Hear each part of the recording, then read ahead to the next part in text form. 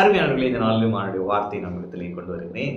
ஏசாயா 42 6 வசனம் இப்படியாக சொல்கிறது, குருடரை அவர்கள் அறியாத வழியிலே நடத்தி அவர்களுக்கு தெரியாத பாதைகளில் அவர்களை அழைத்து கொண்டு வந்து அவர்களுக்கு முன்பாக இருளை வெளிச்சமும் கோணலை செவ்வையுமாக்குவேன்.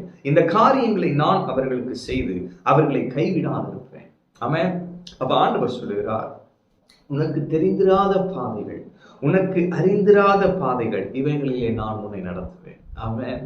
இந்த கண் தெரியாதவர்கள் நடக்கிறத பார்க்குறப்ப ஆச்சரியமா இருக்கும். அவங்க அழகா ரோட் கிராஸ் பண்ணுவாங்க, அழகா அவங்க வீட்டில் போவாங்க, எல்லா வேலையும் செய்வாங்க பாருங்க. ஆனால் அதே இது அவங்களுக்கு தெரியாத ஒரு இடத்துல போய் விடும் பொழுது அவங்க கொஞ்சம் தடுமாற்றம் இல்லைங்களா? அப்போ நமக்கு தெரிந்த பாதைகளில் நடப்பது நமக்கு எளிதாக இருக்கு. அது நைட் ஆனால் நல்லா அடி தைரியமா போயிடுறோம் ஏரியாவுக்குள்ள இல்லை. ஆனா நமக்கு தெரியாத பாதைகளை சொல்றப்ப, நம்ம நடந்து போ அப்படின்னு சொல்றப்ப ஒரு பயம் இருக்குல்ல, இந்த ஏரியால நான் இருக்குமோ, இந்த ஏரியால என்ன இருக்குமோ, எப்படி இருக்குமோ இல்ல. அப்போ தேவன் சொல்றாரு, உனக்கு தெரியாத பாதைகளை உன்னை நடத்துவேன்.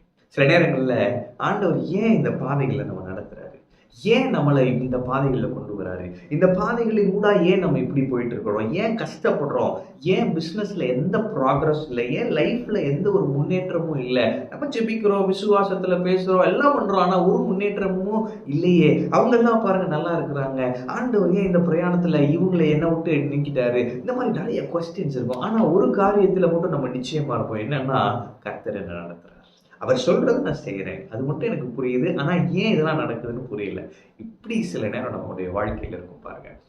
ஆண்டவர் சொல்றாரு, நான் தான் உன்னை நடத்துகிறேன். ஏன் அப்படின்னா பாருங்களேன், சொல்லிட்டு சொல்றாரு, அவர்களுக்கு முன்பாக இருளை வெளிச்சமும் கோணலை செவ்வையுமாகுவேன்.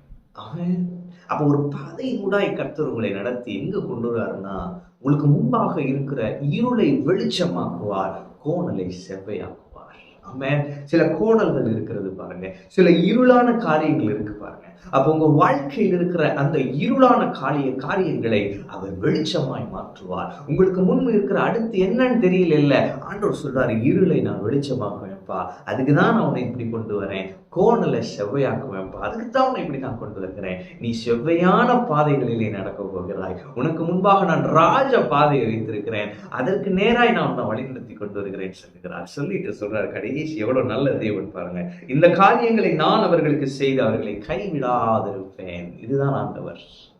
ஆண்டவர் சொல்றாரு, இவ்வளோ நாள் கூட இருந்தேன், இனியும் கூட இருப்பேன், எப்பவும் கூட இருப்பேன், இந்த காரியங்களை செய்து கைவிடாதிருப்பேன். ஆமென். அப்ப செய்யற வரைக்கும் நான் கைவிடாதிருப்பேன், செஞ்ச பிறகும் கைவிடாதிருப்பேன், நான் உன்னை விட்டு விலகுவதும் இல்லை, உன்னை கைவிடுவதில்லைன்னு சொல்றாரு. அப்ப வாழ்க்கையில எல்லா சூழ்நிலையிலும், வாழ்க்கையின் இறுதி வரைக்கும் ஒரே ஒரு காரியம் தான் நிரந்தரம், என்னன்னா கர்த்தர் என் கூட இருக்கிறார், கர்த்தர் என்னை கைவிடாதிருப்பார். ஆமென்.